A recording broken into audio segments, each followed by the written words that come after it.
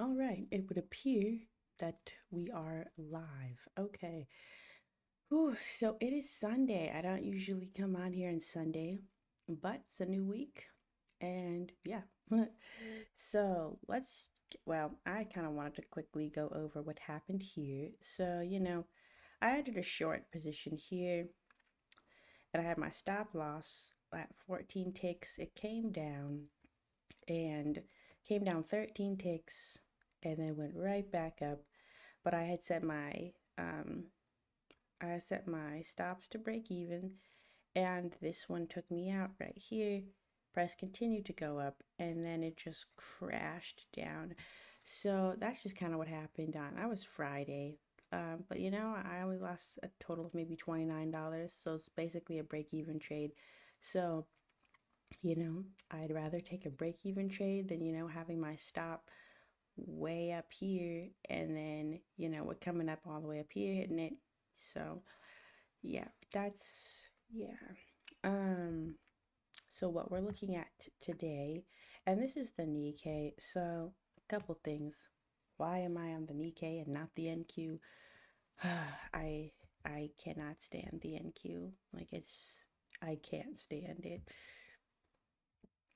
So look at how far we dropped. Let me just measure this candle, okay? Because that is ridiculous. So it opened here, and this is on the 3 minutes. So in the 3 minutes, it dropped 112 ticks. That is insane. Like the Nikkei doesn't move that much. Like maybe 112 tick range, where it's maybe going, you know, 50 to 60 ticks one direction, the other direction. But this is crazy for one candle, and that's a 3 minute candle. Let's just see what the that 1 minute. So yeah, that was 1 minute. That was in the first minute because that didn't move. So let's go back to the 3 minute. I just like the 3 minute because I just don't like all the noise on the 1 minute. So this is where we're at. This is what we're looking at. Not a whole lot of anything. It'll probably push up, but again, no. So what is this trading strategy? What are we trying to do here? And why do I have these blue lines? They were probably here for a good reason at one point, but not anymore. So they're gone. And this is another random line that needs to go as well. Okay, so that's what we're looking at. And also let me pull up my chart. So this is our chart.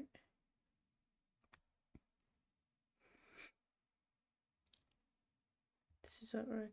Maybe I should make this bigger. Maybe it's too hard to see. I don't know. I don't know. But yeah, so what are all of these things? Ah, this is nice. So it came back up to here. So I have several things going on with this chart, and we'll talk about what all of them mean, what they all are, and the significance of each one. So, whew, yeah, no, I'm feeling good about this. Like, for some reason, like it's just feeling positive. You know, I think with trading, I've been trying to trade the RSI zones because they have a top and a bottom, right? And so let me just see what the NQ did. It probably did something similar. Oh, look at where it opened all the way down here, and then it dropped, and it's doing a very similar thing where it pushed up a little and then came back down, pushed up a little. Look at what this one did. Basically the same thing. So I don't think gold's on that same wavelength. Let's see what gold did on the open. So gold did something different where it just had, look at this. Looks like it opened up here. And then it spiked, and then it closed right here. So that's crazy. Yeah, that open, and that's a 15-minute candle. That's a 15-minute on gold. Let's look at the 1 minute and see. Yeah, so the 1 minute So yeah, it opened here, all the way up here, and it closed here. And it's kind of a similar thing, but it's doing it higher, whereas these ones are doing it lower. But same process. Very interesting how they don't always correlate, but sometimes there's a correlation, especially if something happens and they all do. It's like, yeah, like on Friday they all, I think at least the NQ and the Nikkei both dropped on Friday. um and let's see what gold did. Yeah, gold kind of did the same thing. Actually, no, it just kind of dropped all day, but the NQ and the Nikkei dropped on Friday near the end of the day. But yeah, so this is what we're looking at. And so the main thing, and I just have sessions up here. I'm actually gonna get rid of this because I just wanted to. I like to see the Tokyo session, um, because that's when it's the best time to trade the Nikkei is during the Tokyo session. Um, and not that I can't trade it during New York. It's just um it's an Asian, what was it? It's a Japanese whatever. So that's why um it trades better during, Tokyo versus trading in like the New York session. And then just looking, I just want to trade where there's less chop as well. But so I'm just gonna remove this from my chart because it doesn't need to be there. It's just to help me see like when the times are when I was doing some back testing. But the one I do want on my chart is this one. Okay, and then let me just fix some of this here so it's not so messy. So we will go to style, and then we'll get rid of this white line as we don't want that. And you could also make it like this. So you could go here and then go to, I think it's inputs, and then price color. You could make it the trend so that when it's trending up, this line that was white, it will turn, let me zoom in, it would turn green as price is going up, and then orange as price is going down. So just another thing to kind of show you what trend it's in, but I don't want that on my chart, so that's why it's gone. And then what else do we have? And I'm gonna get rid of the labels because it's making it messy. Okay. And then let me just get rid of this as well. Get rid of the labels and the price scale. Okay. So what are all of these things on my chart? They're all here for a reason. So the first thing that we have, and I feel like the first and most important thing that's going to determine, and actually the first and most important thing that's going to determine price and what we're looking at is going to be the ADX. So what the ADX is, yeah, gosh, there's some word for whatever it stands for. You know what? Let's just go into it. Let's go into it. Settings. It doesn't tell me. I think it's like average. Let me just search for it. Okay.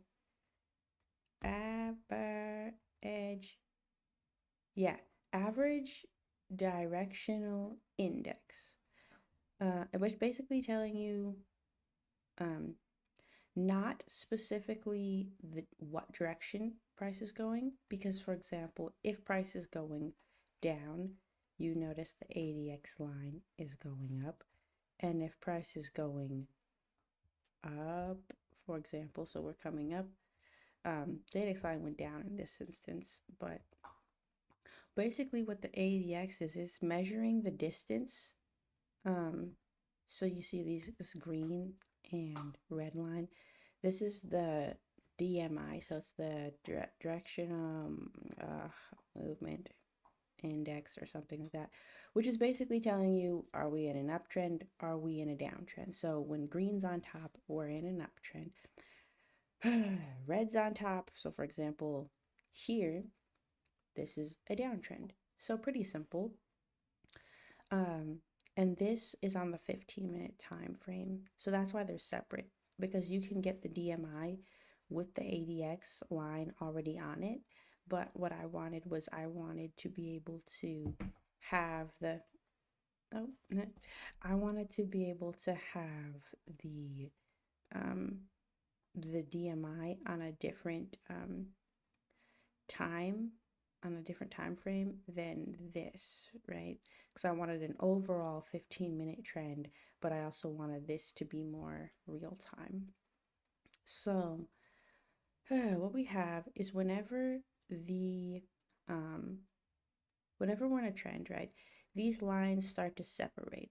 When the red and the green are separating from each other, it's telling you the strength of a trend, and it's measured by the ADX line. So the higher the value, so 33, it could be 50, it could be 20, the higher the value, the stronger the trend, or the more distance between these two lines. It's literally the distance. The ADX number is what the distance is between these two lines. Um, and so the reason why that's there is because we don't want to trade in chop, right? We don't want to get in the market when the market is trading sideways. Well, how do we avoid sideways market? Like, for example, this was kind of overall an uptrend. Like, overall, it kind of was, right? So we're consistently making higher lows, right? Higher highs. So we are in this uptrend, but on the ADX, right, it wasn't a very strong uptrend because of all of this chopping, right? All of this chop. It wasn't a very strong uptrend. And so the ADX was actually showing values of, 16, 12, 14, 11. So whenever we're below this 20 line, and this is what I'm getting from YouTube, okay? It could be either 20 or 25, but I set it to 20 so that I could get quicker signals, because if you set it to 25, it could be already in a nice uptrend, but then the ADX is taking a little longer to get there because it is lagging, and so putting it at 20 just makes it a little quicker. But see, I wouldn't trade any of this. Why? Because it's below this line, and anything below this line, it signifies that it's not a strong trend, and so you could potentially get chopped up because look at this DMI as well, right? It was switching from green to red and green and red, and it's all the line is very close to each other, and it's just crossing multiple times. And so because of that, we wouldn't trade any of this, and so that's why the ADX is here, and this is why it's the most important thing that I have found in trading, not trading, but like this weekend when I was studying was, oh, look, just John tried calling me. Oops. Um, no, but it was the most important thing I found over this weekend because I'm like, how do you avoid the chop, right? And so this is a tool to help avoid the chop. This is going to help identify an overall trend on the 15-minute time frame, because again, it's just an overall look at the trend, which means it is going to be slower. For example, this started moving up, back here. We started having a nice push up, but this didn't show until all the way here. And at this point, that push up is kind of over, but also look at where the ADX is. You wouldn't want to trade that anyways. So yeah, when the ADX is above 20 is when you want to start looking for trades. But again, like you could get some late trades. You could get some really late entries simply because it's a lagging indicator. Yeah, for sure, it's a lagging indicator, and so it's on there to help identify strength, the trend strength, right? Because for example, let's say this, you're like, okay, well, looks like or going up, right? So maybe you wanted to get in here. Well, the ADX didn't say to, but you could, and then just set very tight stop losses because, you don't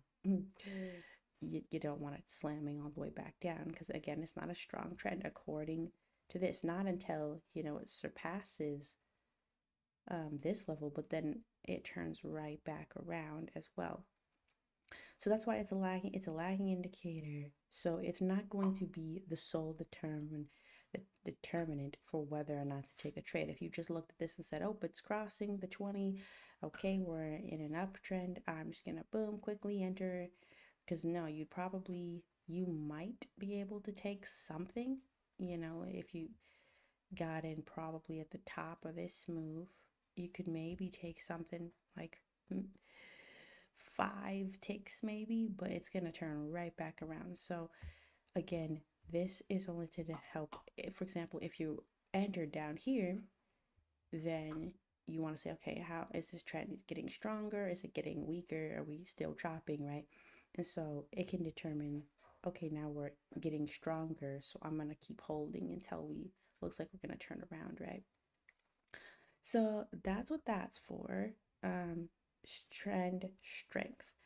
The MACD is on here because I actually used to take trades based off of simply the MACD crossing over, which I watch a lot of videos. People say, don't trade with the MACD lines crossing. It's not profitable. But I was doing that a while ago and it was working fine. But again, I had no way of weeding out, you know, whether or not it was chopping, what direction we were going. I was just kind of like blindly every single time it crossed. I was just like, enter here, enter there, right? Um, and if you notice, where's this ADX line? It's above the 20, so you could think, right? Looks like we're going somewhere, right? Maybe selling, but here's the other thing, right? This is where the rest of that comes in to play, where all of this is working together. And so this is kind of what I was looking at, right? So, and this is why this is on here, right? You're like, what's all these waves? So this is kind of showing you who who's in control here, right? So you got a lot of selling, you got some buying. Throughout all of this, a lot of selling and buying equal. There's no one where it's like, for example, here, this was all buying, this is all selling until you get here, and then it's buying, selling, buying, selling. Sellers are a little stronger, right? But again, what's the overall trend direction? Overall selling, right? Overall selling based off of what happened here. But it looks like we're starting to consolidate after this move down. And so, again, this is what? It's a lagging indicator. It is a lagging, and this is why it's on the chart time frame instead of a higher time frame, which is why I had to separate these two because I didn't want it lagging so much that it's not telling you anything, because this is chop. All of this is chop, but it doesn't tell you that we're heading into chop until like right here, right? And so it missed all of this, right? After we had this push down and we came up, like, okay, this is a strong trend. This is a strong trend. Yeah, it was a strong trend down, and now it's chop, right? So there's gonna be some nuances with this for certain. Um, like, yeah, there's gonna be some nuances because it's not gonna be perfectly, oh, this is green and this is above and I'm just gonna enter. Like, no, it's gonna get a little messy. And that's why the MACD is on here, because for better or worse, the MACD has been my friend. I've been putting the MACD on every single one of my charts, like without fail. Okay, wait. So most of my charts without fail. Like, I always go back to the MACD. It's one of my favorite indicators to use. Um, and you know, it's showing momentum, right? It's showing momentum, and um, like this is what we like to see. Also, you gotta also keep in mind, when is all this happening? This is happening at 7 a.m., right? We don't want to be trading at 7 a.m. Exactly. The market's gonna trade best during the Asia session. I mean, that's just what you found. That's just what I've seen. It just trades better um during the Asia session, just because that's when it opens. So yeah, so this would be your open, and then it would keep going. There was somewhat of a downtrend, but again, this is according to this is chop, chop, chop. It tries to come up, right? But it just doesn't. It just doesn't quite make it, and it's just really choppy, really choppy. Um, and it does eventually settle into some sort of an uptrend, but it can be messy, and that's the other thing. And so this is why this is kind of a trial run. This is kind of a trial run, because not a trial as in I'm not gonna trade, because I am, but things may need to be tweaked along the way. For example, is this a 9 period moving average? I think it is. Yeah, so this is a 9 period moving average, and maybe it needs to be spread out. Maybe it needs to be a 20 or something like that. So so that we're not getting these little changes, right?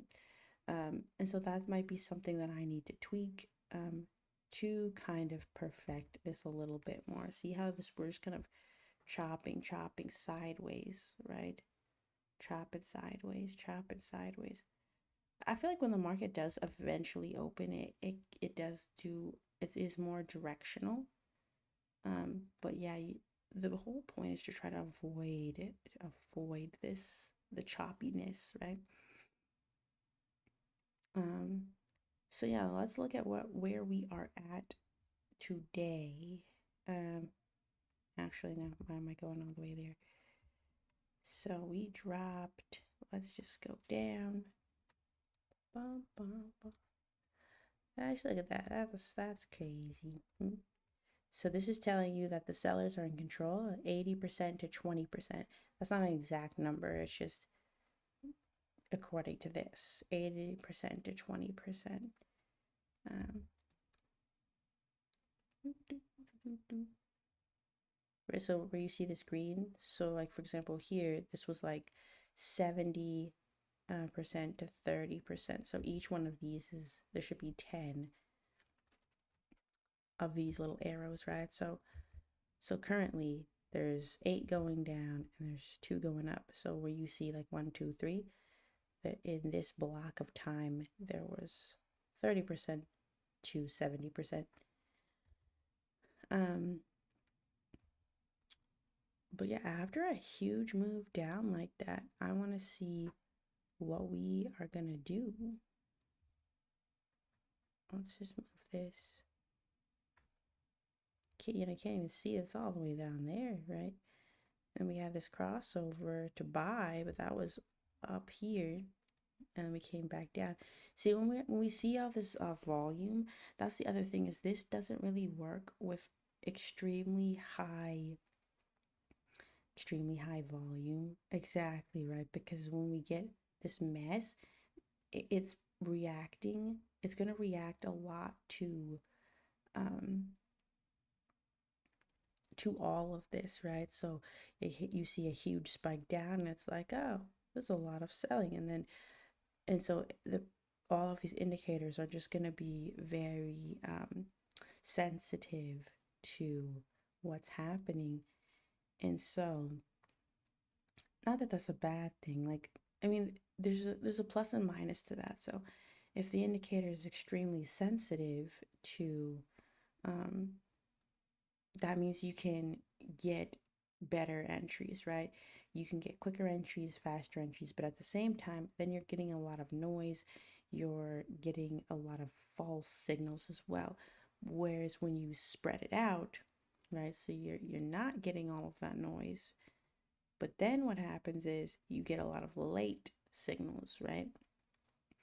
Now they could still be solid signals, but they come in a lot later, And there's a plus and a minus to that, where if you're getting signals but they're later, then you're like, okay, well, this is a valid signal because it's showing up on the 15, it's showing up on the 30. Okay, but is it showing up because that's what happened 30 minutes ago and now it's telling you, oh yeah, this is a strong downtrend 30 minutes ago, but now it's flipping completely around. So that's why I kind of have both, where I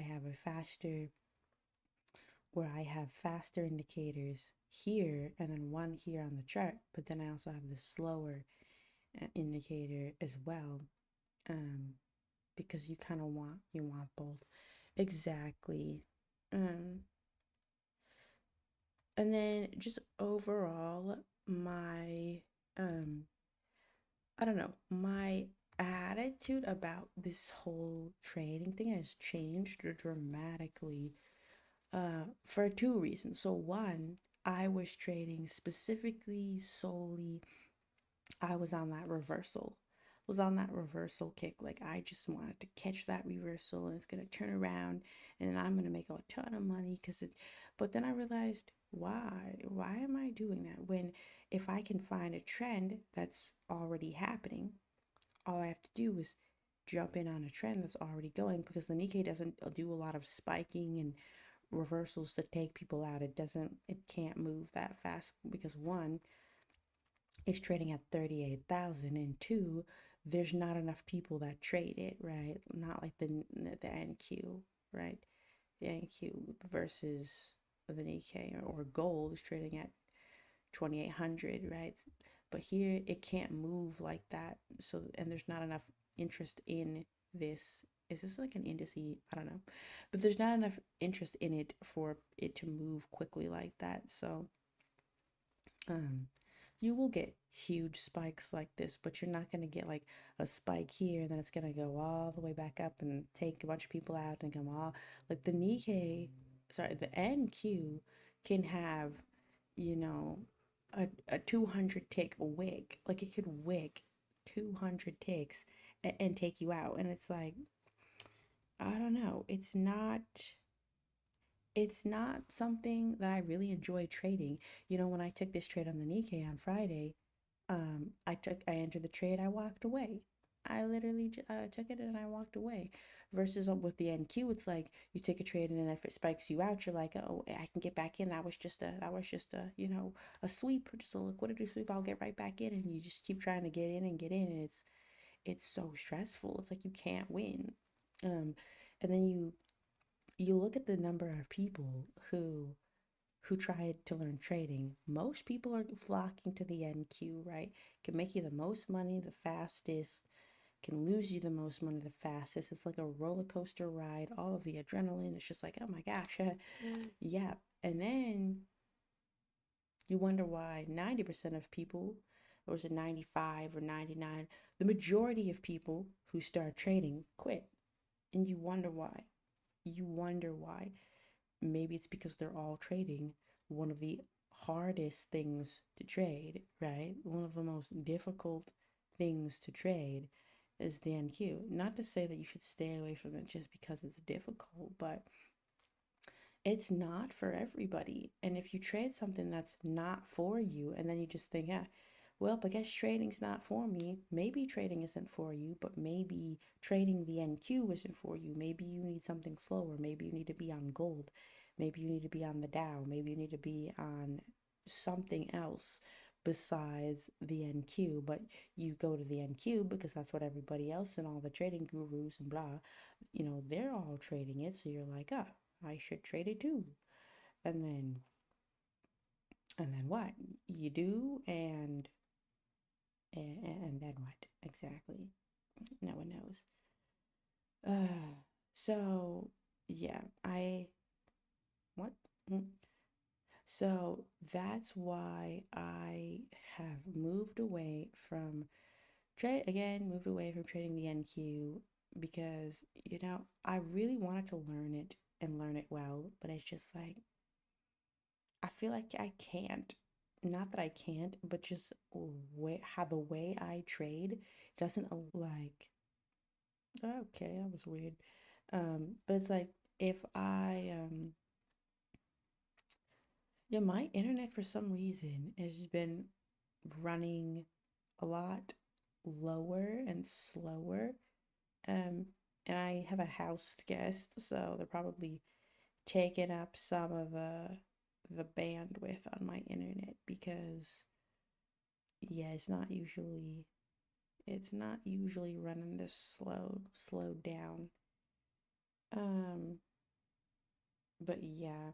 So, what are we looking at? What are we looking at? So yeah, anyways, it's just one of those things where it's like I don't like to, be staring at the charts and oh, do I get in here? Do I get in there? Do I get, price is moving so fast. Like I like to be able to place my limit orders, wait, be patient. I like to be able to walk away, go do whatever things I need to do, come back. Like that's just how I like to trade. And whenever I'm trading the NQ, I'm just stressing out. I'm like, I gotta enter here and there and here and there.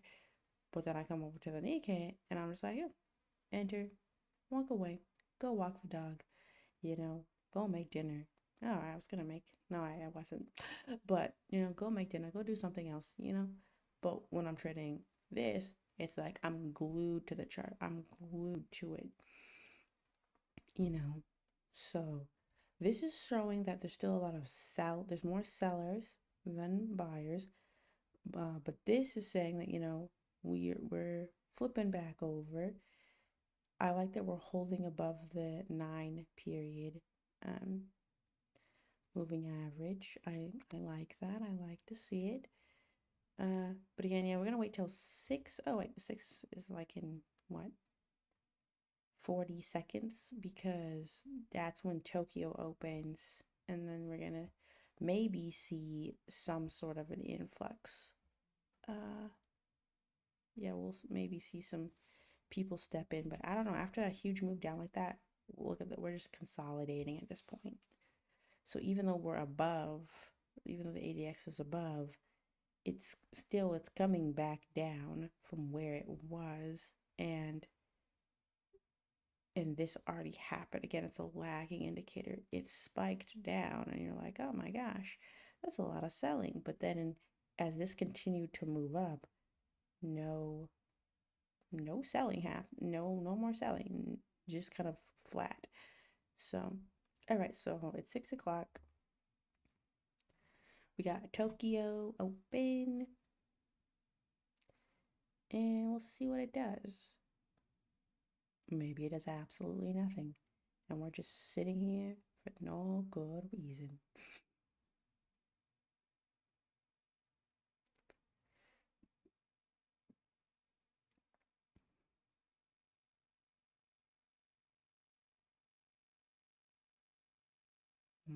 Hmm.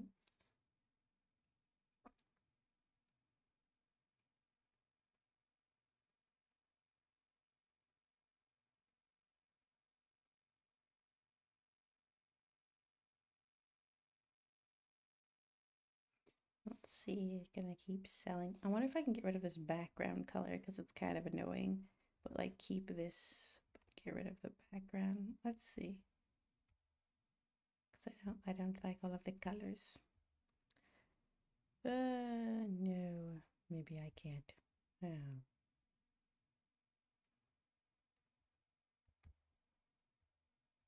Yep, we're selling. I'm gonna get rid of that.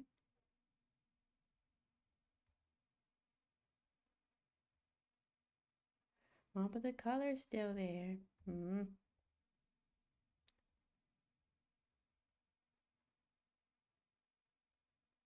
Can I make it 0? Well, I guess I can make it like 2 or something. Dang it. Fine. That's annoying.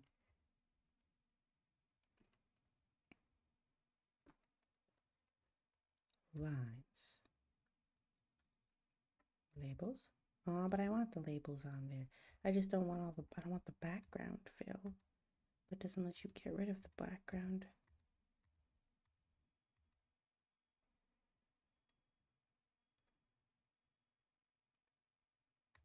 Somebody's smoke alarm is going off.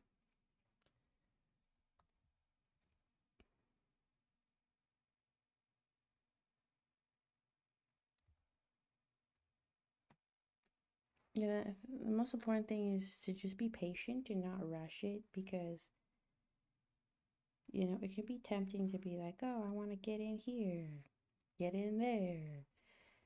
You see price moving and you're like, ah, but you have to be patient.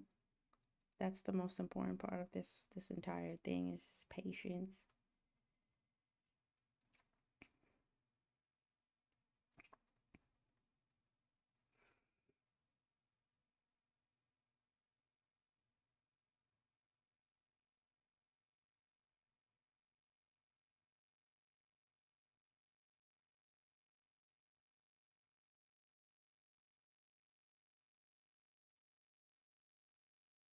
Hmm.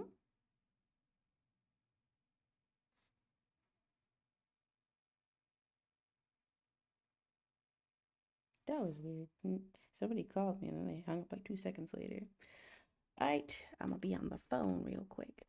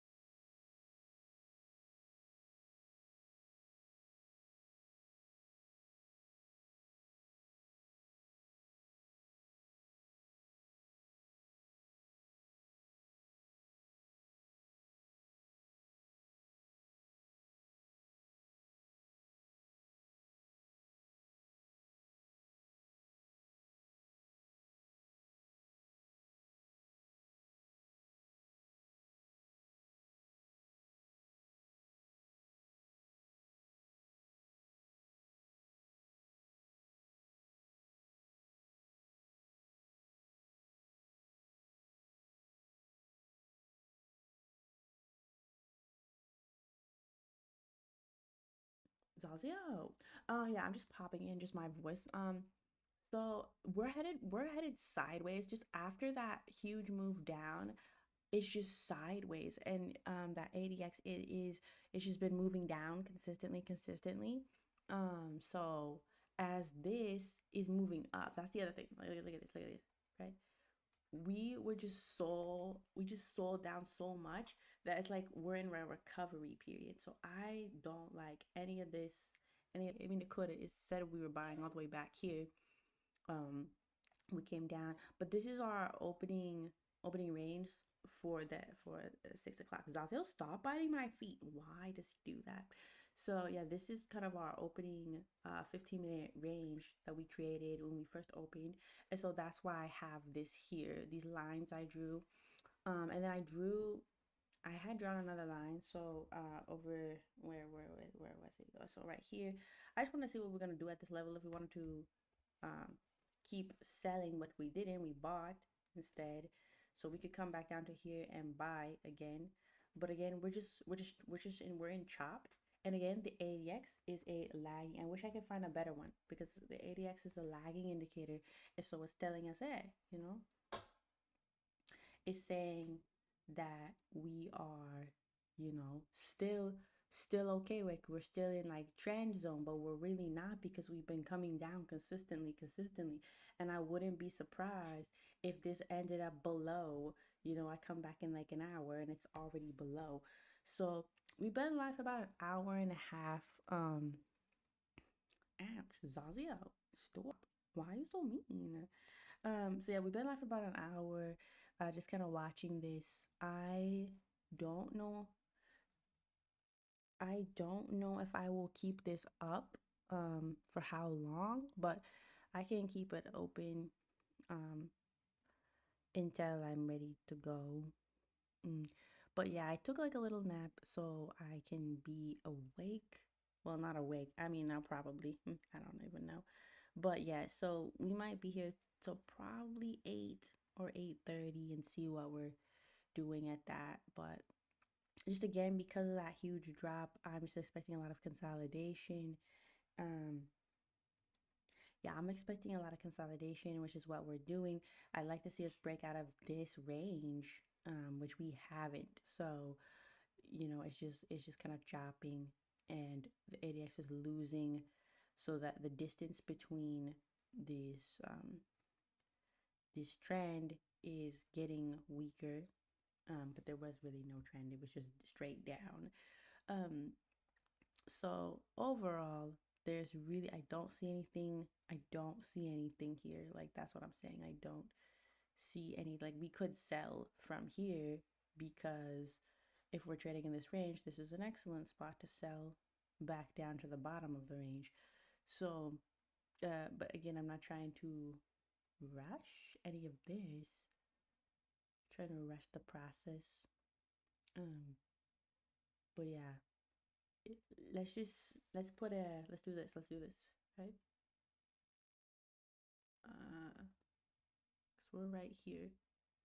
I have no clue. Absolutely no clue. Let's put this here. Let's put this at the bottom of here. I just want to see what it does. I just want to see what it does, honestly. But there is um that's pretty tight. Like that's a very, very tight, very tight stop loss, very tight take profit. So let's see what it does. Okay, I gotta go deal with the pup before he does something bad. Okay. Gosh.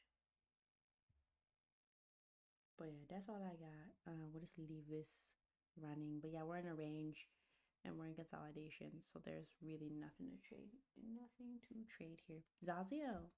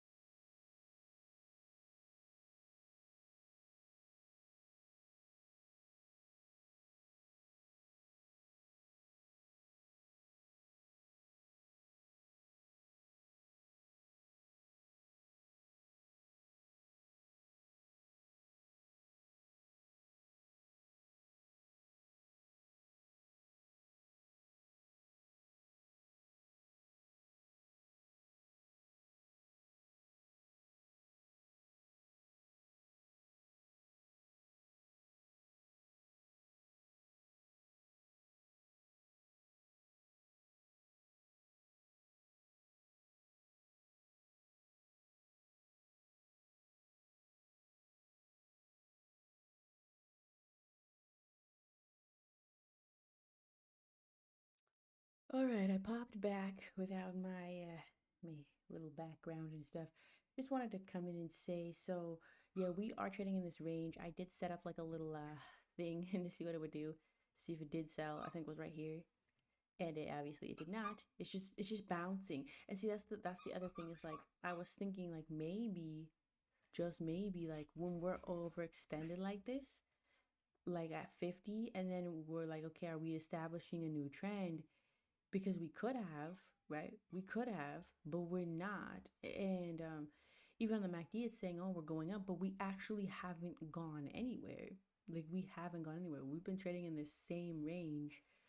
Um, and we haven't gone anywhere. And so um that's the thing is maybe when this is overextended, like especially to 50, and then it comes back around, it's either is it reversing or is it just gonna chop? And see, that's the thing. You don't know. You don't know if it's just gonna start chopping, um, or what. And so like here, this was where it said, okay, on the MACD for sure, it said, okay, we're we're looks like we're starting to buy, but we actually never really bought anywhere. Like we haven't created any higher highs. If anything, we're creating lower highs. Like here's a high, and then here's another one down here, and then another one down here. So we haven't created higher highs. We haven't really created anything. It's just in a range. This is this 15-minute range that we created on the Tokyo Open. And this strategy also needs to be used in congruence with price action, especially on an open. And sometimes the open will give you great trading opportunities. Like it has happened, right? Where the open will just give amazing trading opportunities. And then sometimes it'll give absolutely nothing, right? Sometimes it won't give you anything. Like, for example, here's an open. So here the market, let's see where this is very, very small. Why does everything look so tiny? But yeah, so here the market opened. Where did it open? Like here? Yeah, so the market opened here, and it's a little choppy. It's a little choppy. And then we have this buy signal here, and it chopped around quite a bit, and we're still below. This ADX line is still below, right? But it's trying to decide.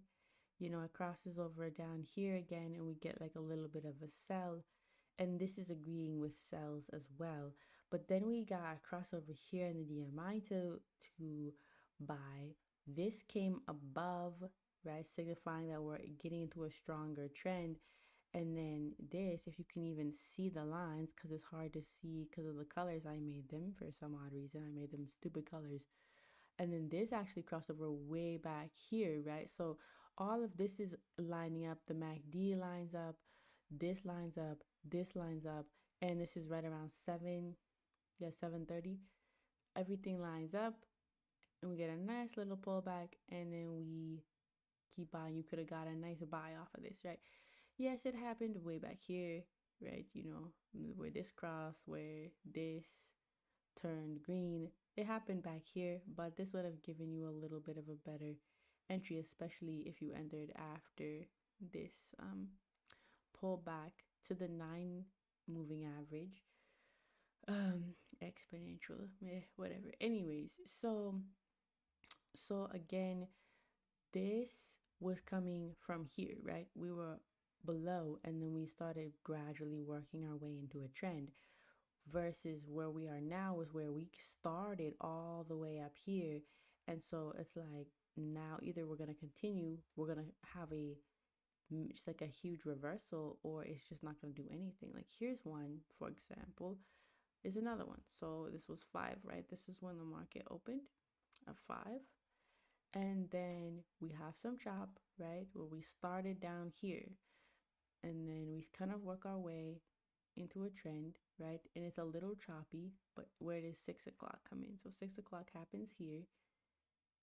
We'll come up again. It's choppy, right? It looked like we were trying to buy, and then it immediately slammed down into sells from here. and then it bought up. So I might have actually tried to sell here when it came back up. But then we're on this line and we're on this line, and then it's saying, okay, maybe we're buying, right? But then it actually started selling and selling, right? And it actually started selling, and then you get that nice little pullback. Even this would have been a nice little pullback, and you don't catch the entire move. But again, sometimes when you have like huge moves that happen, because when I say huge for the Nikkei, this is huge, right? So what is it, 6 o'clock? So for the Nikkei, a candle that's 20 ticks is kind of, that's a little more than 20 ticks, but a 20 tick candle is kind of a lot for the Nikkei. The Nikkei doesn't move like that. So that's why you see this. You see this choppiness, because the Nikkei tends to be more smooth, but when you have these big candles like this, I don't know, it just throws everything off. It throws it all off. And so that's why, I don't know, when I saw that huge move, I'm like, yeah, it's gonna be tough to try to trade that, like actually kind of hard. And then yeah, and there's a way I could smooth this out too, but let's go back to, this is why I put the sessions on here, so I don't have to guess and try to be like, here's another one, right? So this is where we had some bigger moves that happened, and so we said, we're selling, but we started, when we started the day, we started above, right? So then we lose some momentum. We come back down, we have to build it up again. Well, we do near the end of a sell trend, right? But this was still saying buy, which is another thing that's strange, right? So it was saying buy, and then it flipped over as this is starting to say, actually, no, we're gonna buy here. And then we get that here, here, and here. And then when they all line up, it would be somewhere up here.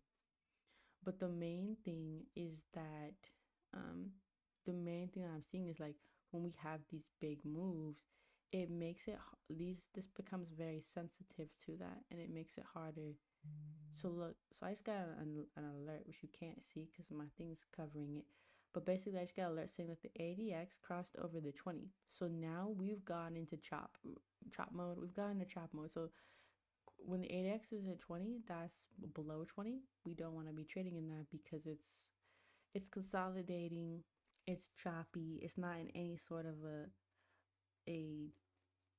a trend that you're like, okay, I'm gonna get in this trend and just ride it up. But see, that's the thing, is that another thing that I've noticed is when it is like that, right?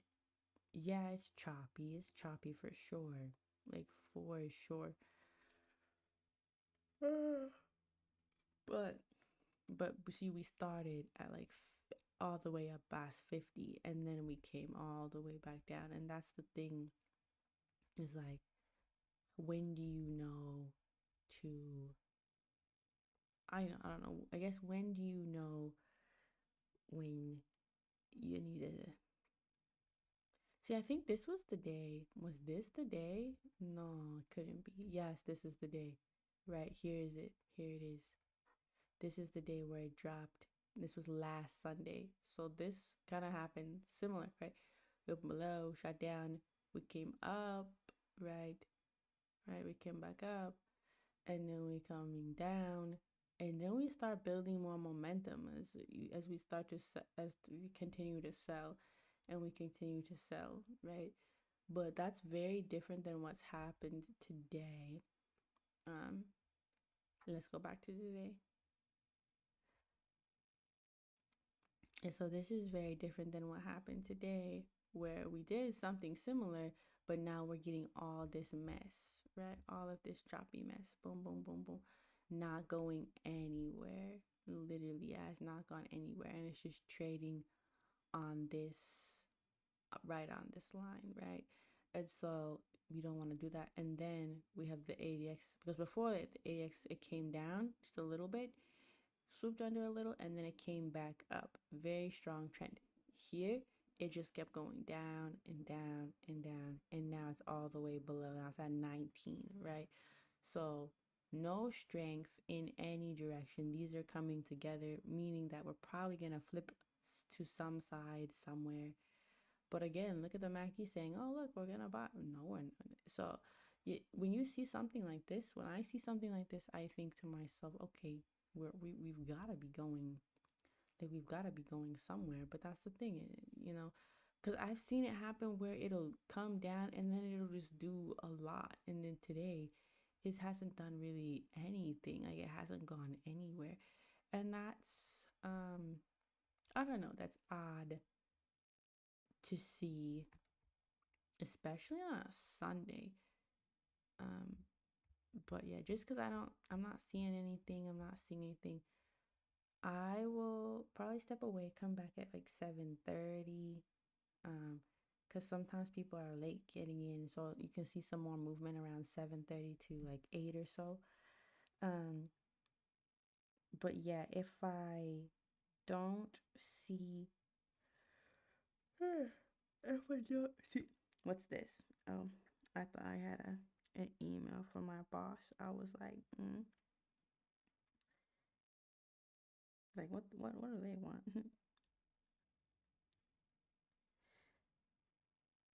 Yeah, I think I do. Oh, yeah, I do. I have a meeting on Wednesday. What time is that meeting? Let's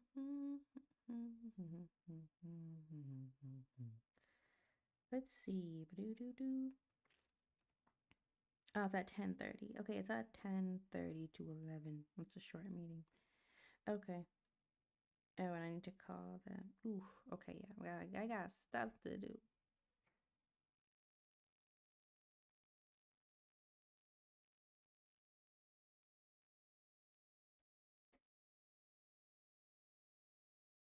Hmm.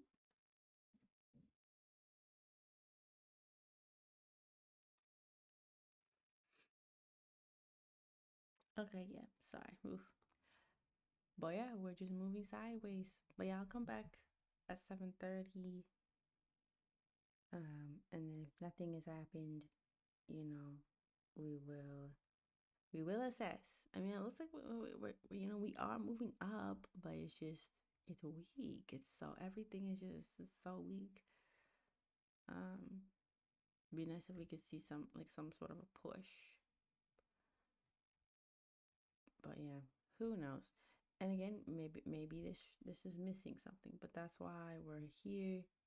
But again, I think the most important takeaway from all of this is before I was trying to trade against the trend. I was trying to basically catch a falling knife. I was trying to trade reversals. That was your whole spiel. That was my whole spiel, was trading reversals. And I think the important thing to note is that I am no longer trying to trade reversals because it's not, yes, it can be profitable. It can be extremely profitable if done right. If done right. If it can be very profitable. Um, but that's the problem. That's the if it's done right. It can be very profitable if you can catch the bottom of a move or the top of the move. Yes, it can be extremely profitable, but that's the thing is trying to predict where price is going to turn around exactly is just it's so stressful. Like it's actually so stressful. And so that is why that is why this has changed, and I think that's the biggest um takeaway. And I guess I could have just said it at the beginning and not had this whole long, how long it's been going, an hour or 2 hours. Yeah. So that's the biggest takeaway is I will only be trading with the trend. And so the only issue is identifying a trend and where to get in, right? Identify the trend, where to get in, right? Identify the trend. And the thing about the Nikkei is the Nikkei doesn't do all that spiking here and there and all that weird stuff. It likes to do, it moves pretty slow. Yes, there's some spikes here, but what was that? That was the Tokyo Open, right? But it can do weird stuff, but it's very rare. It can't move as quickly as this one can, right? As the NQs can, right? Look, the NQ's doing the same thing. It's just moving sideways. It's just sideways, sideways. It hasn't gone anywhere. It literally has not gone anywhere. And it's very rare for like these two, they can line up sometimes, but the fact that they're lining up so perfectly, like when you look at this, like look at that. Look at it. When you look at that, boom, shot down and I just did this, had a little spike down at 6. Look, shot down. What is that? Okay, that's at 6:21. It was a little late to the party, but yeah, 6:21. It had that little spike down, and it's just moving sideways. It hasn't gone anywhere. Um, Same thing. It's moving sideways. It hasn't gone anywhere. Looking like it wants to buy, but I don't know. We don't know. We're still trading in this same 15-minute range. So actually, it's not even 15 minutes. That this would be this is 15 minutes in total, but this is the top and this is the bottom. So um yeah, that is that's a little sad. I was ready to do some stuff, but I have some motivational speeches and stuff I have to listen to, some sermons and messages to help me trade. The last one was good. It was talking about, how can you I don't know, what was it even saying? It was saying something about you have to get prepared to like receive like the opportunities are going to come along, right? The opportunities like this is just bad. Like what is this is bad, okay? But there's opportunities, right, where you're going to get, you know, moves like this, right? You're going to get moves like this and or moves up like this, right? There's opportunities and you have to be prepared to take them, right? The opportunity is going to come along regardless of whether or not I'm prepared. This was an opportunity, on Friday, but I wasn't prepared to take this. I was looking for the reversal in which I entered here and then I didn't catch it here and didn't, I lost. But it's like, had I been trading with the trend, right, we could have taken all of that, right, and it's been done. But it's like, that's the thing is you have to be prepared so when these opportunities come along, you're ready to take them. And I wasn't prepared. I was still fixated on I'm gonna catch the top of this and it's gonna go down and it's gonna be great. But yeah, I caught nothing, right? It was one tick away from my take profit and it still, came all the way back up and then it came all the way down, right? So just because of that, it's like, yeah, this is not really great for trading opportunities. Like it really isn't. Um, it's not really great as far as trading opportunities. Yes, I probably looking to buy simply because after all of that selling, but that's just a bias, right? You think, you know, we should be buying because we sold. It doesn't mean we have to. But that would be my bias. That's what I would think would happen because we are kind of tightening up this. If you were to draw a trend line, which I don't, but let's just say that you did, right? We're kind of tightening up this, right? Because we came down and now we're just kind of boop, boop, boop. And this is the top, right? This is the top.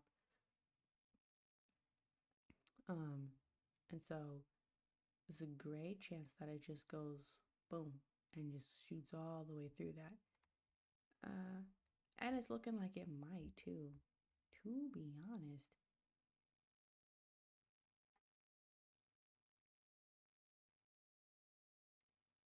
And that's the other thing. The ADX is probably going to keep losing because as these try to come together, it's going to have to tighten it. So again, this is why it's lagging because this is going to have to come all the way together, which is going to make this number go down. I don't think it ever goes to 0 though. But yeah, look, so we're at the top. We're at the very top. So again, this is a potential area for us to shoot out from. But let's just see what it does. I guess maybe I should be prepared to take a trade if that does happen. Cause I'm like, oh, this, that, but then I'm never like actually prepared. What's happening? Oh, my phone's always buzzing and stuff.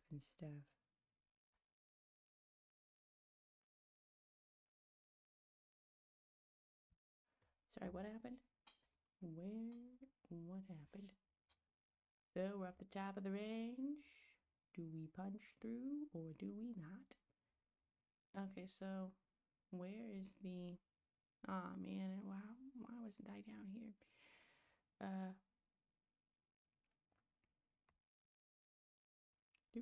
Do. See, that's the thing. I would want to enter down here somewhere. 805. So here, 805.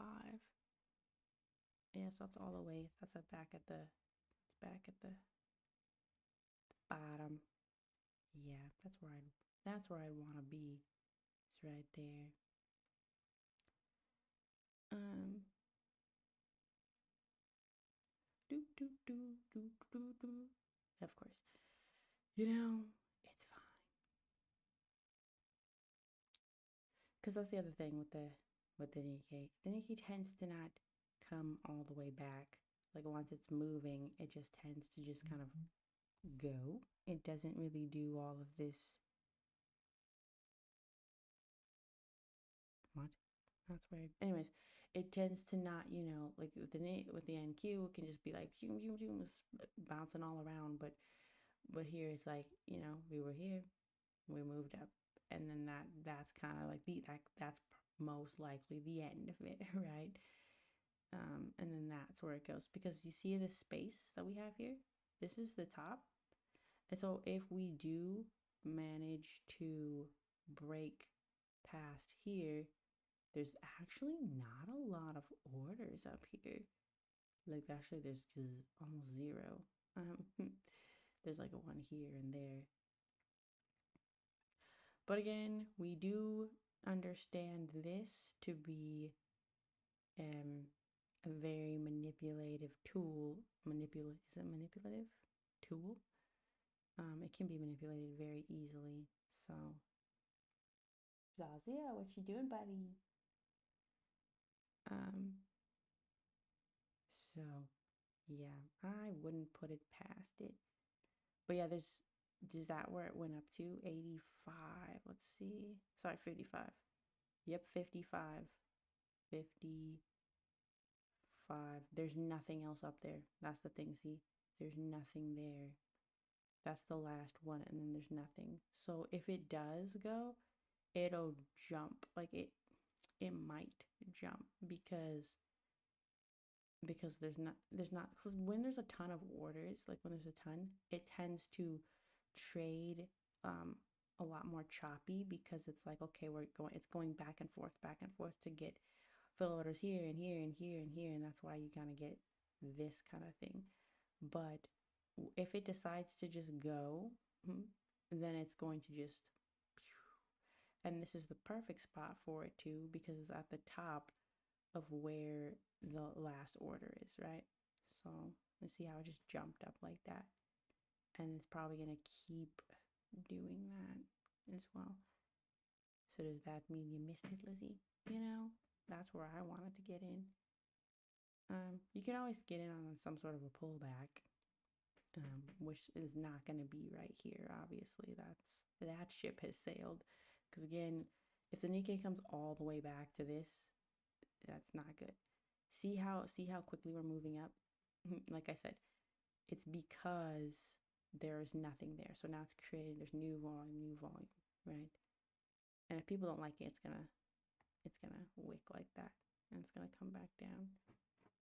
But that was a good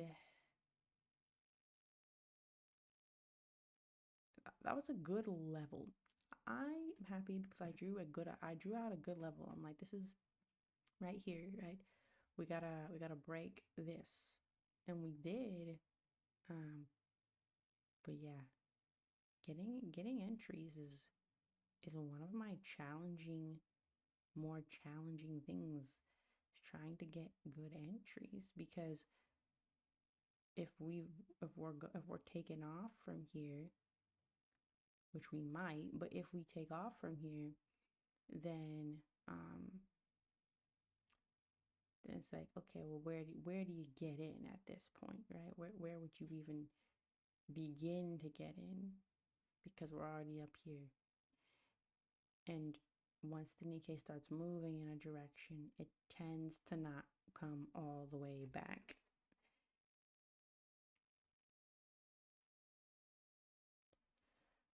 So that's another level. What is another? So there's this. That's the peak right there, 855. So that could be another potential entry at 855 here or here, which is that's where price. No, wait, where is price? Price is up there. We skipped down here. Yeah, I don't know. See what it does. I guess the biggest thing, I don't wanna rush it. I don't wanna be like, oh my gosh, I have to take this trade. Don't wanna, get that FOMO, right? Because price moved quite a bit. It moved quite a bit.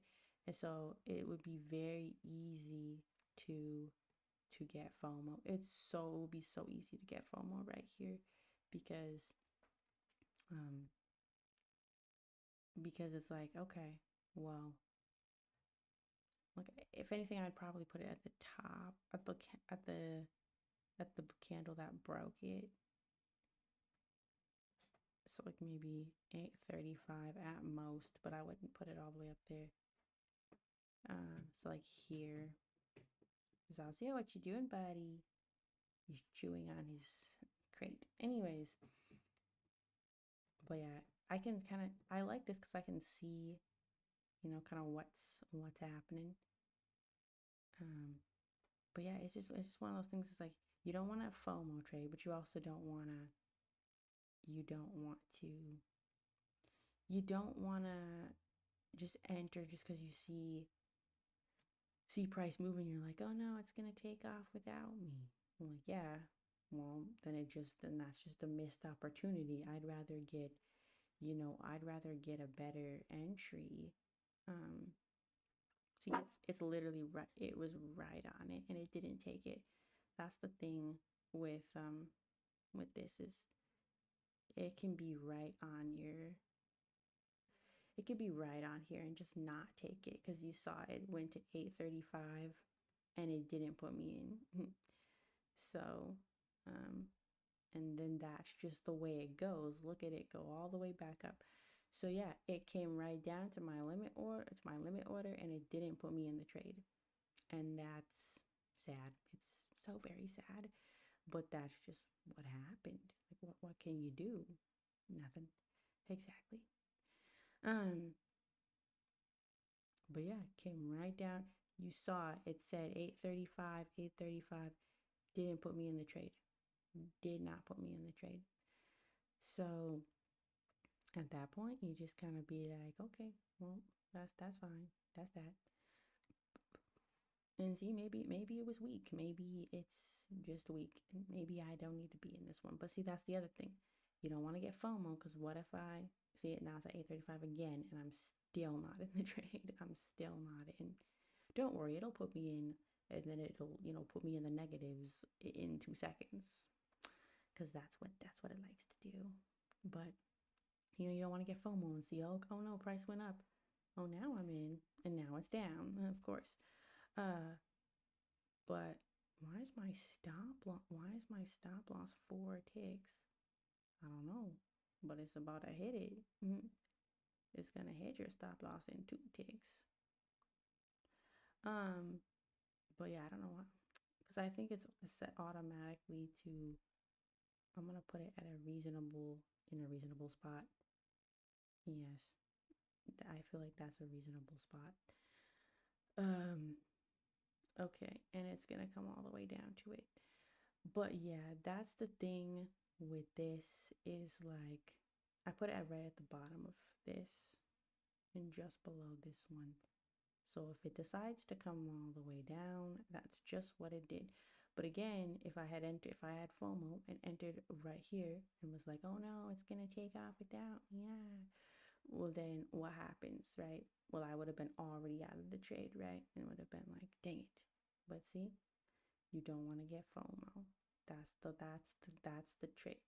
Do not get FOMO. And actually, 805, that's where my original entry I wanted to enter right here was at 805.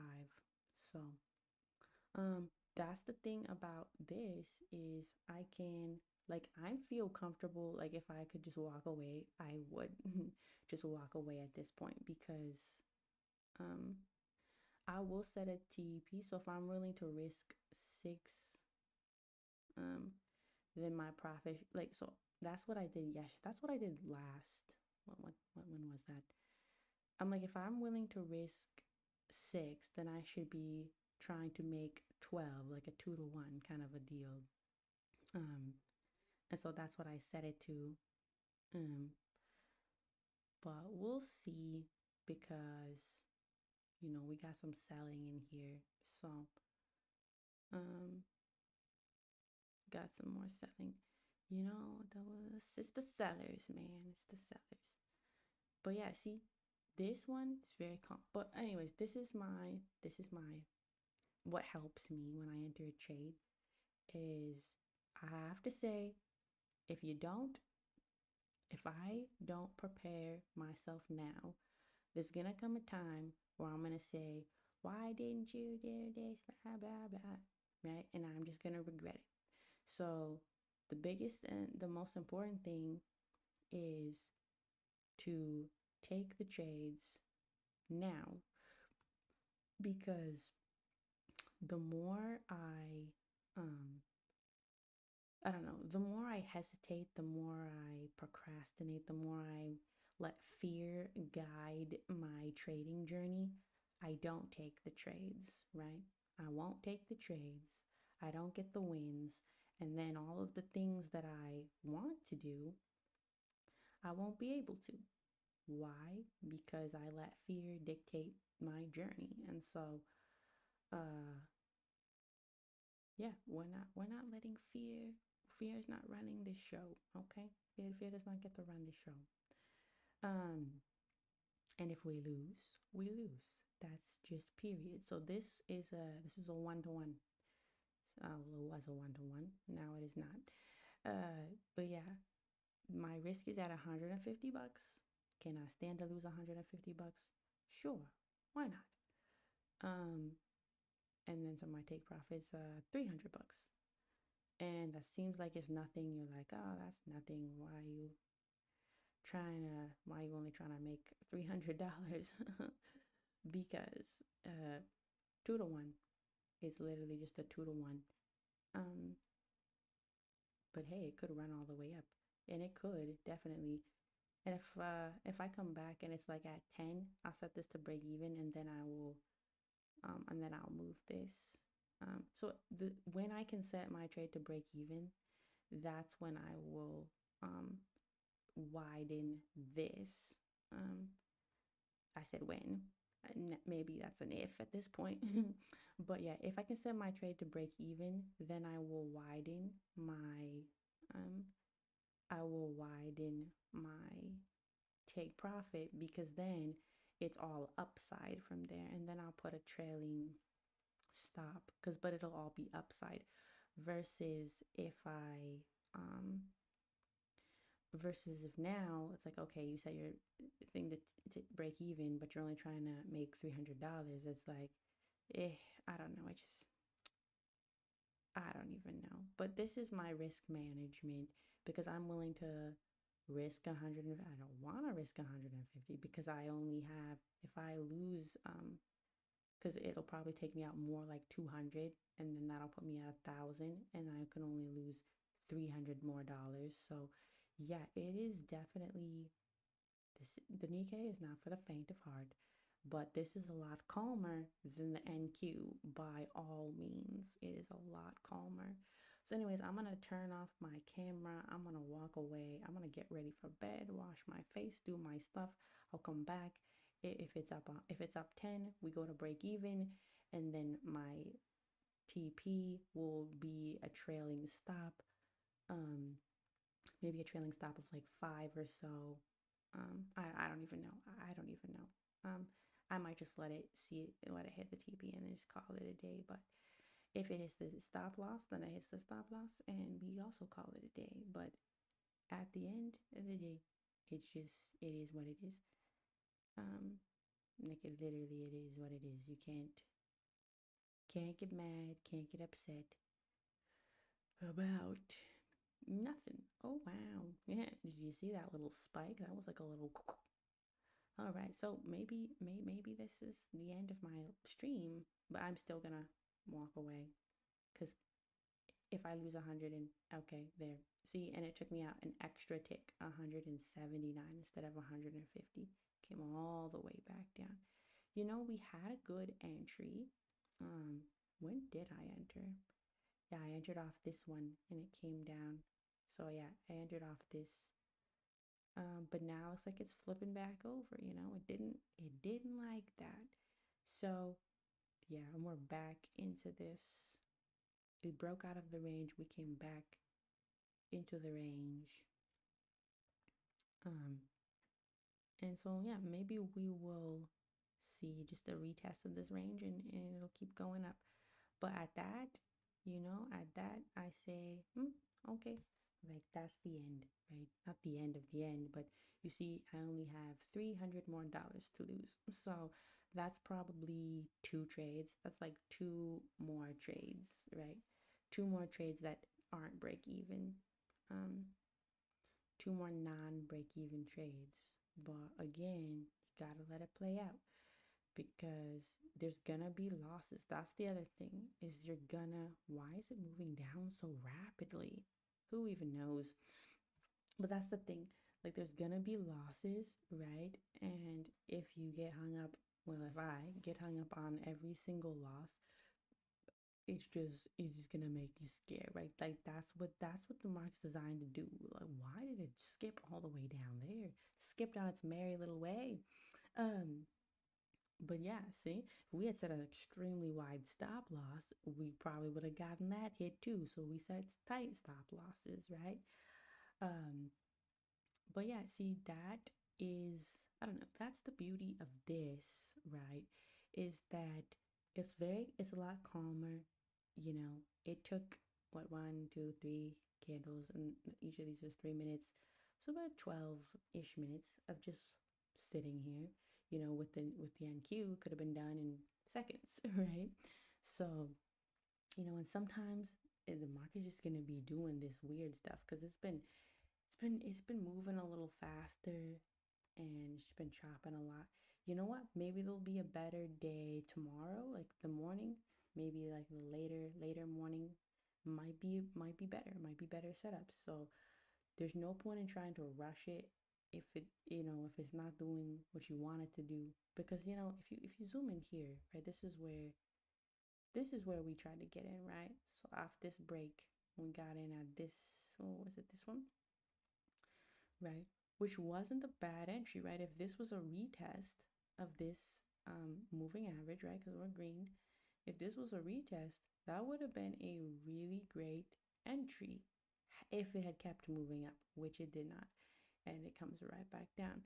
But that's the trick is you have to, what was I even saying?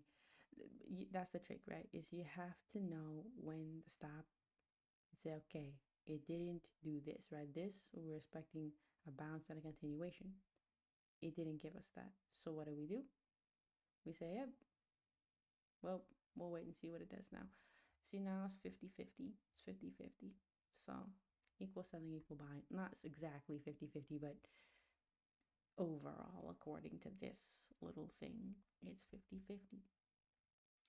And it looks like we're crossing over into sells after all of this buying that allegedly happened that technically didn't happen because it never really bought. It never really bought. That's what I'm saying.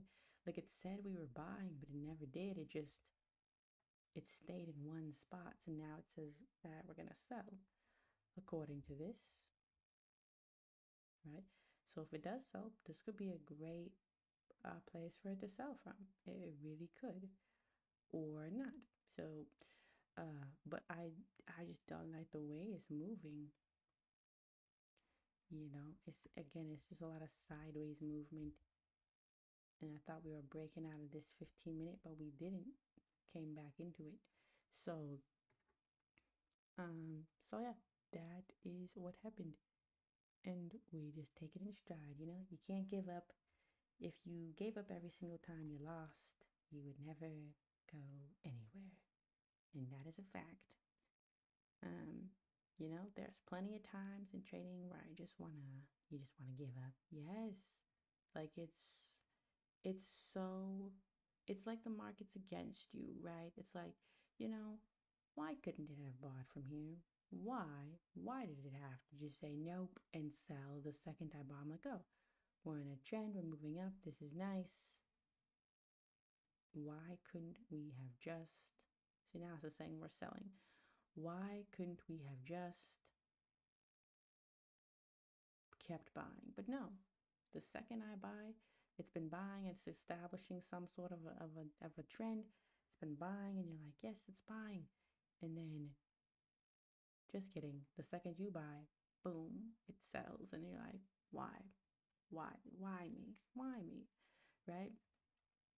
I mean, you can get in a sell here and then it'll shoot to the moon. And then you don't get in a sell, it'll keep selling. So it's like, it's almost like you can't win. That's how it feels. And that's why trading is so frustrating. And it's, again, not for the faint of heart because, you just wanna give up. You just wanna give up. What? When was this email? Yesterday.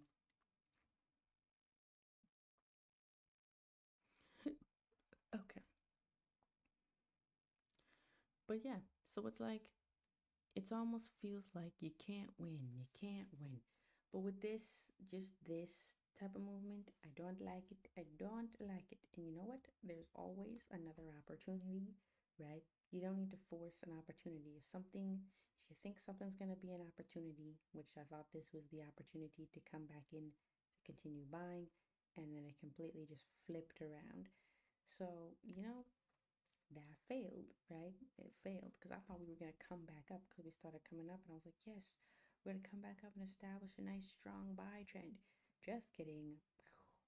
So, yeah, didn't like that, didn't like it at all. So, um, that is my cue to take a break, right? Because 179 on one trade, you know, not not terrible. It's not terrible when you consider um I traded the NQ and lost like $800 in a matter of wasn't minutes, it wasn't minutes, but I lost $800 real quick. And it was a lot more stressful than this. This wasn't even stressful. It's like, oh, okay, it didn't do that thing that you thought it was gonna do. Sad. Moving on. But then NQ, it's like, it's gonna turn around. And see, that's the thing, right? When you try to, catch reversals, and you're like, why isn't it turning around? It has to turn around here and there and there. It's so frustrating because you're just fighting this. I have to be right. I have to be right.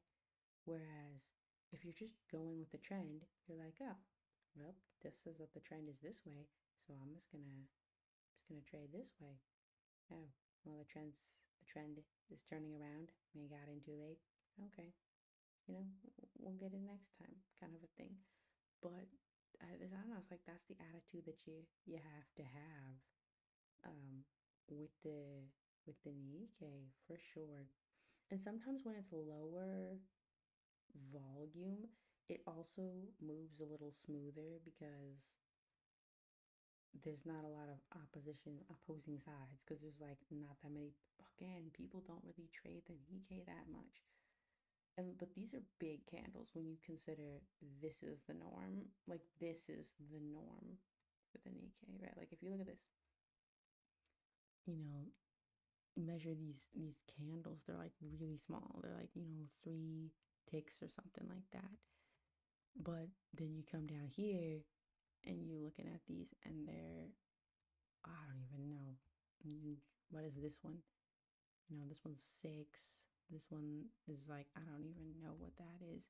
It's a lot. It's a lot. Like that one in and of itself was just about 18 ticks. That's a lot for one candle, right? That would be my TP with 4 contracts. That'd be my take profit in just one candle. The Nikkei does not generally move like that. So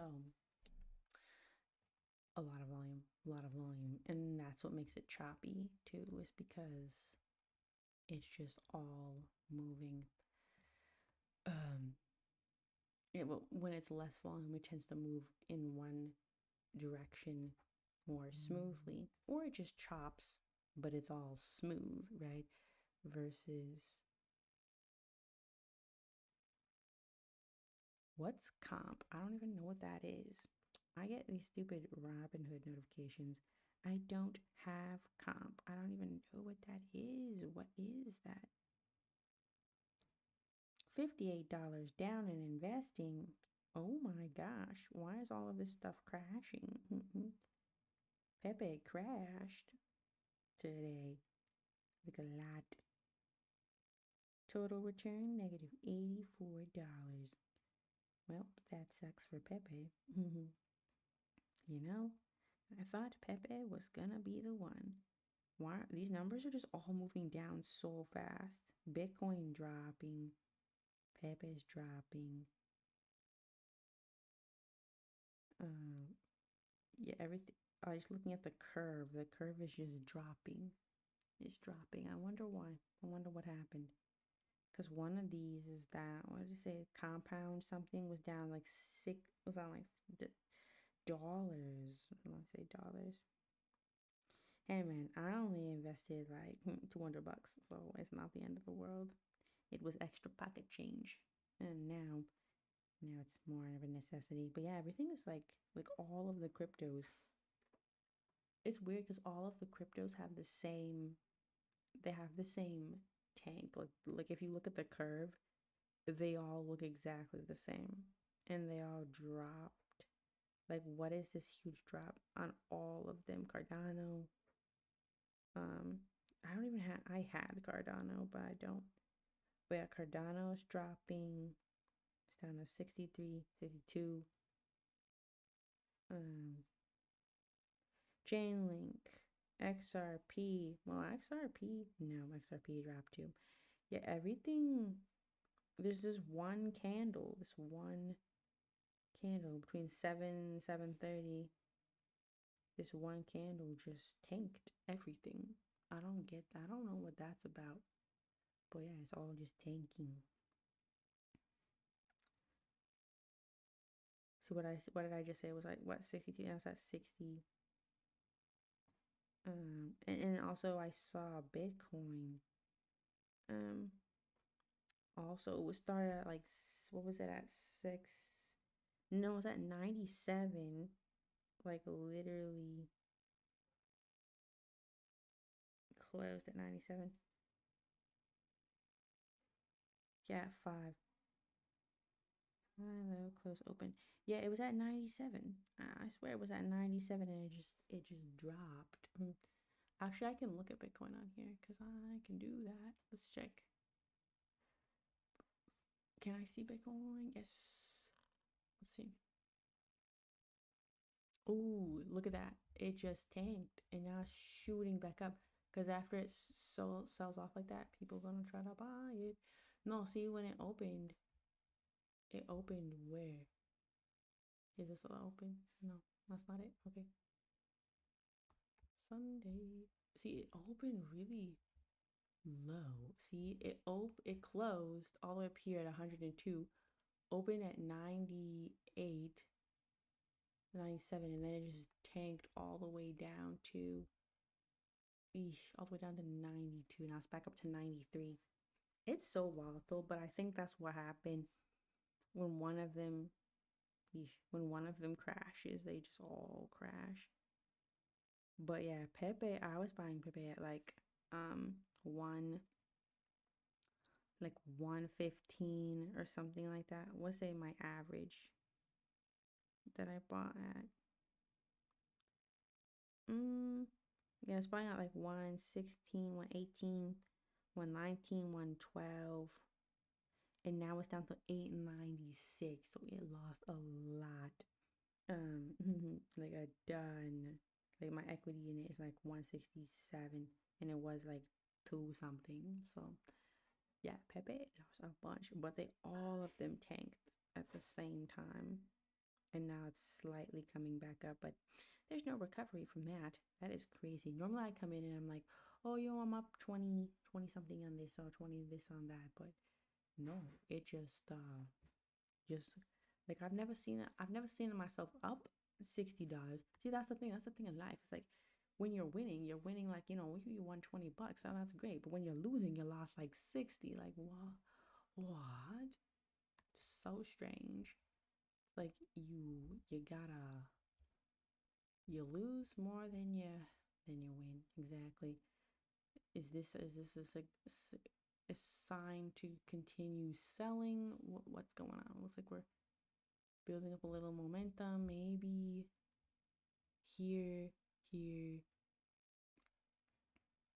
This is a push up. What level is this? 38,715. Sorry, 38,740. Let's go back here.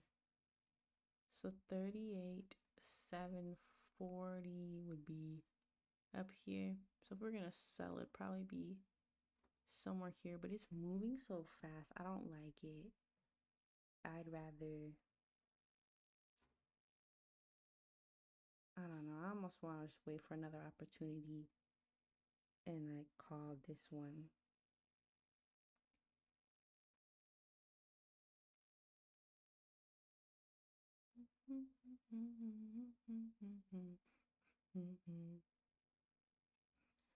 See, because it's like, okay, it's like we've got this forming, but then, where's the opportunity to get in? That's the thing. It doesn't give you like, you get one chance, and if you miss that chance, you don't get any more chances. That's kind of how it goes, right? Like, oh, I would like to get in here at six, at six, what did I say?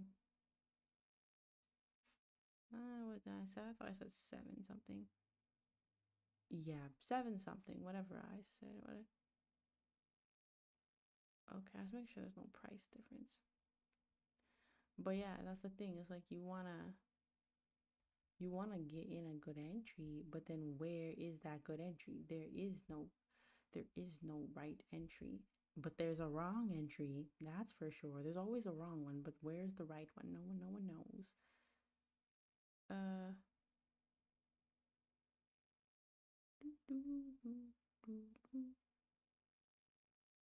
725. I see that's all the way up there. And if we did come all the way up here, I would doubt our ability to go all the way back down, Uh, some pollen decreasing tomorrow. That's good to know.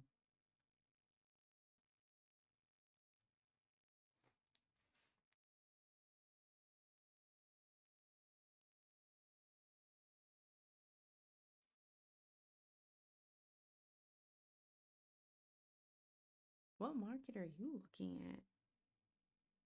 MBT, micro Bitcoin on the 1 day.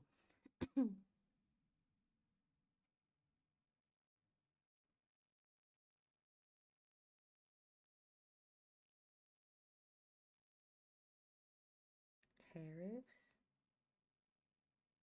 I don't know. Some people saying something about tariffs. Economically, I don't see how that would affect Japan. Canada and Mexico tariffs, but yeah, it's all intertwined and related somehow.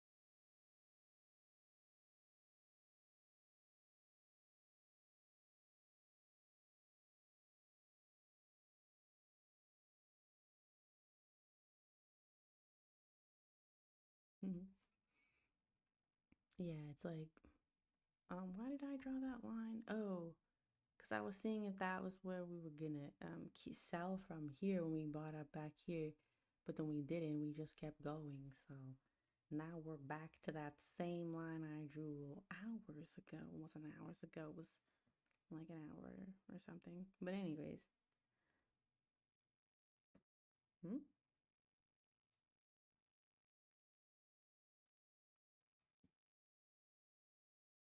Yeah.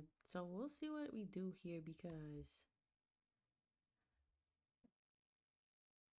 if this was our break, like we were in an uptrend, we broke, and then say this was our retest. Boom, that's the retest, and then it continues selling, right? I've been trying to trade against the trend for so long that now when I was like, how do I trade with the trend? I don't know. But see, that's the point. That's the goal is to try to trade with the trend. Trying to trade with the trend now because trading against the trend is a lose game. The only time you win is when you got lucky enough to actually get in at the top or the bottom of something. And if there's only one top or one bottom, you have one shot. And if you mess it up, you're done. And it's not that it can't be done because it can be. It's just I don't want that stress of trading, right? I want to be able to enter thinking, okay, hopefully this trend's gonna continue. Oh, just kidding, this trend's not continuing. Okay, whatever. Moving on. But yeah, I think I'm gonna be done. It's about 8 o'clock. It's 8 o'clock, so I think we'll be done for the day or tonight, and we'll come back tomorrow. Again, this is my 50K. And so what do we got? What do we got? We got $300 left on this account, people. $300, and if I'm risking 150 per trade, that's basically a trade and a half. Literally a trade and a half, and then it's done. um, but on the bright side, I do have that Apex account, which I don't even know why. But yeah, I still have that one that I could pay the $100 to get it. But yeah, I do have that one, and then I also still have my 100K account. So this one has just been a struggle. The struggle has been real. Um, but it was, I don't know, it's trading that NQ is the NQ. You make a bunch, you lose a bunch. It's just back and forth. Uh, and even when I was trading the Nikkei, like I lost a bunch, but then I switched to the NQ and then lost all of it, which if I had stuck with the Nikkei, I would not have. So it's like the NQ has always been my nemesis. You know what I'm gonna do? Here's what I'm gonna do. I'm gonna take this. I'm gonna exit out. I don't even want to see the NQ on my charts. Where the heck? I don't even know where the X button is because I can't see. No. Okay, there we go. Phew. There. I got rid of the the NQ. It's not even on my chart because see, this is suggesting an increase in momentum. Exactly. Increase in momentum down. But no, got rid of the NQ. Don't even want to look at it. Don't even want to be tempted to trade it. We're not trading the NQ. Nikkei is smooth. Did I just lose $179 on the Nikkei? Sure, sure. But you want you want to know something else? I wasn't stressed out one bit. My heart wasn't racing. I wasn't like, hey, hey, wasn't sweating. None of that. Why? Because it's the Nikkei. This is what I was meant to trade. Yes, contracts are worth more. Yes, you can lose a lot more. But also, there's one little thing. You can also not, put a bunch of stress on your heart and your soul. Because now I can, like, go to bed and get ready and do the rest of my stuff for the day, do some of my devotionals. And not stressing over none of it. Why did I think I saw Zazio somewhere, but I didn't? Um, yeah, I'm not stressing over any of it. So we are just gonna probably come back tomorrow. Yeah, definitely probably come back tomorrow. but it won't be a live. It might be a live stream since I am currently on a furlough. I will have plenty of time to do all this, so I might be doing multiple live streams throughout the day, just popping in. Um, huh?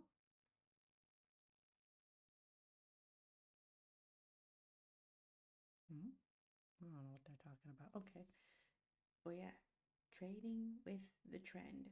That's the takeaway um, for myself.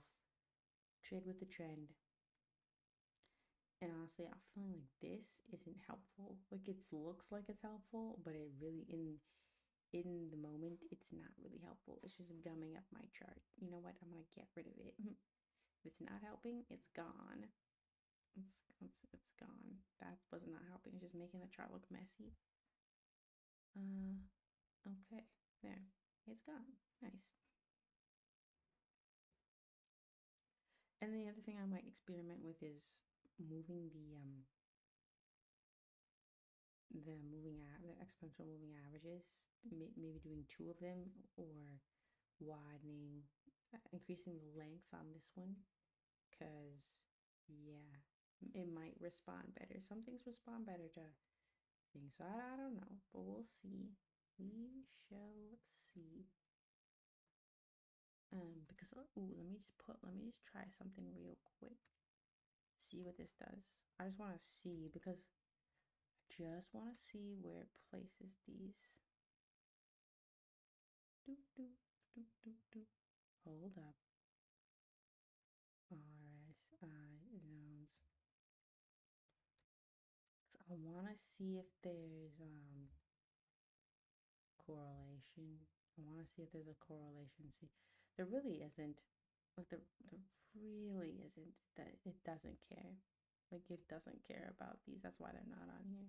That was the basis of my whole strategy, and I realized in backtesting it doesn't care about it doesn't care if it's overbought, it doesn't care if it's oversold. So why am I have a whole strategy based on it being, looking for overbought, oversold, reversal, pivot point, whatever, when the Nikkei doesn't care if it's overbought, it's just gonna keep buying.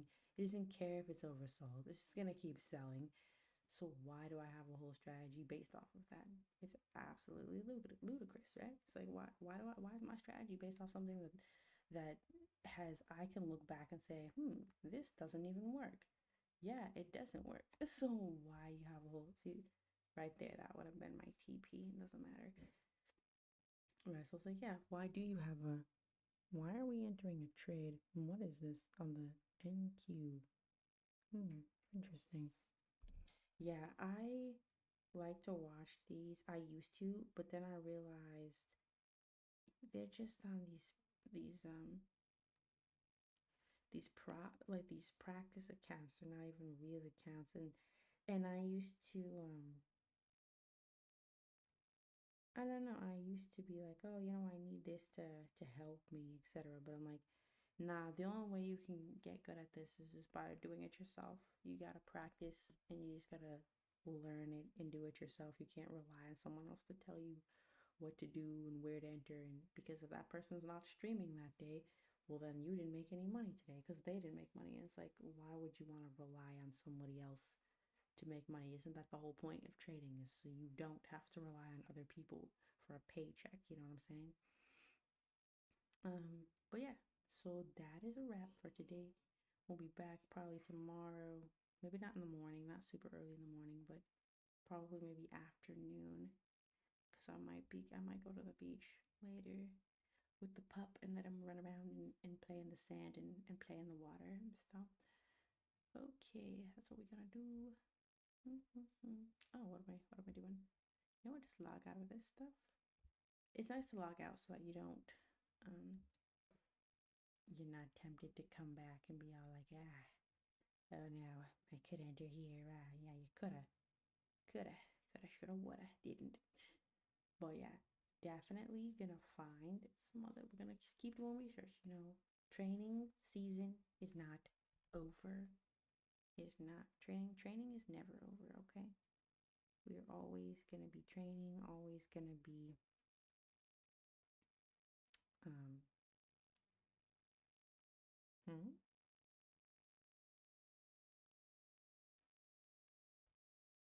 Okay.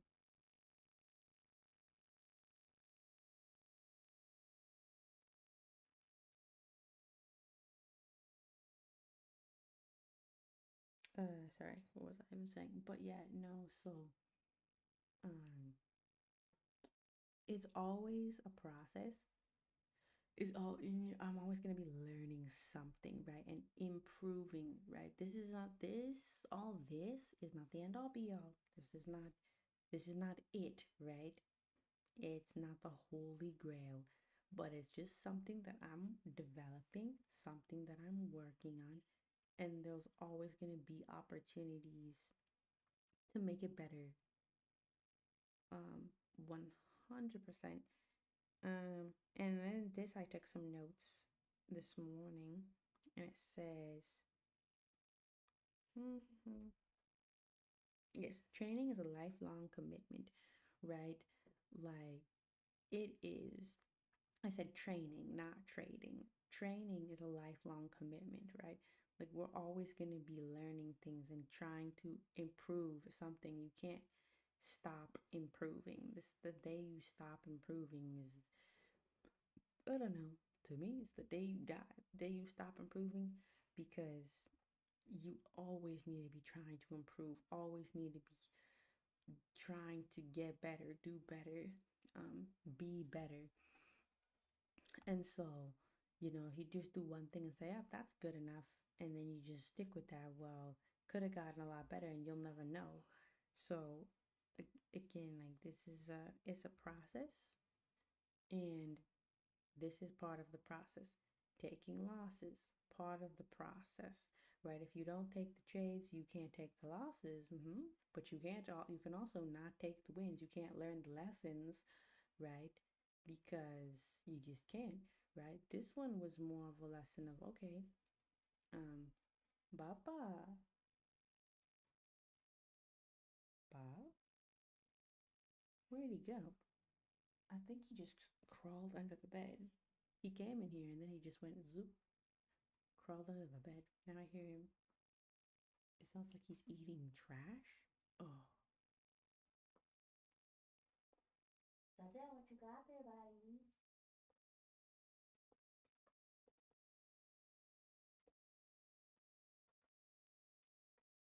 Why is he always finding garbage? Baba, what you got in here, Baba? Give me that. Baba, where'd you get Fireball? Baba!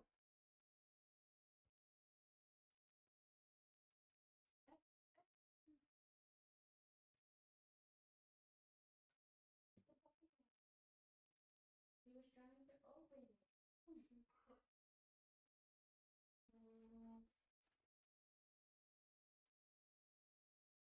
Oh my gosh, the little pup was trying to open a bottle of Fireball. It was empty, but no, little buddy, bad.